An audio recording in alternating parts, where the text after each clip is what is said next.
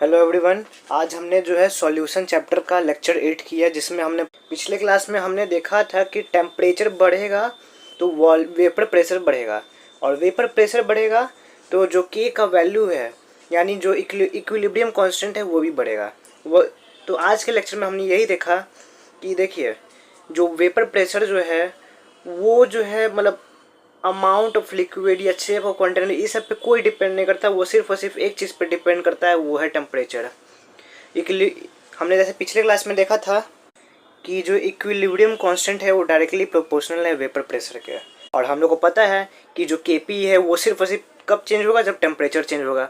इसका मतलब क्या, वेपर प्रेशर भी तभी चेंज होगा जब हम लोग का वॉल्यूम टेम्परेचर चेंज होगा। ये फार्मूला आप लोग याद रखिएगा, ये इंपॉर्टेंट फार्मूला है जो कि न्यूमेरिकल में यूज़ होगा। एक और चीज़ याद रखिएगा, जब भी टेम्परेचर बढ़ता है तो हम लोग को पता है कि का वैल्यू बढ़ता है और वेपर प्रेशर भी बढ़ता है। तो देखिए जब भी टेम्परेचर बढ़ेगा तो वो प्रोसेस जो है एंडोथर्मिक होगा, ठीक। अब देखिए हम लोग को पता है कि जो P V equal to N R T से हम लोग को पता है प्रेशर जो है डायरेक्टली प्रोपोर्शनल होता है टी से, टेम्परेचर से, लेकिन ये जो है लीनियर है। लेकिन हम लोग जो सॉल्यूशन चैप्टर में पढ़ते हैं कि जब भी टेम्परेचर बढ़ेगा वो प्रेशर बढ़ेगा, वो लीनियर नहीं होता। यानी हम लोग बोल सकते हैं वॉल्यूम, ये जो वेपर प्रेशर है वो टेम्परेचर पे डिपेंड तो करता है, लेकिन वो जो है लीनियरली जो है नहीं होता, वो लीनियर नहीं होता है। एक मेन क्वेश्चन आ जाता है जैसे यहाँ पे कि हम लोग को ग्राफ बनाना है वेपर प्रेशर का और टेम्परेचर का, दो ग्राफ दे दिया जाएगा।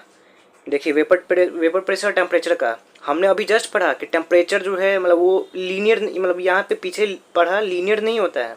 क्या लीनियर है, काट दीजिए, यहाँ पे ये होगा।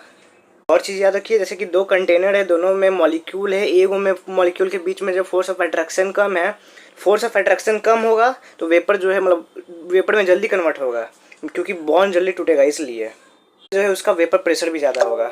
याद रखिएगा हाइड्रोजन बॉन्ड जो है ज़्यादा स्ट्रॉन्ग होता है डाइपोल से और वंडर वॉल अट्रैक्शन से, और जो पोलर के बीच में जो फोर्स ऑफ अट्रैक्शन होता है वो ज़्यादा होता है नॉन पोलर से।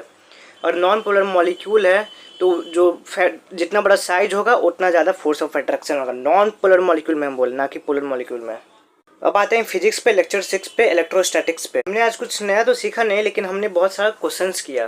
जैसे कि चार ये स्क्वायर है और चारों कोना पे क्यू रखा हुआ है, तो देखिए हमको इस क्यू पे जो है नेट निकालना है।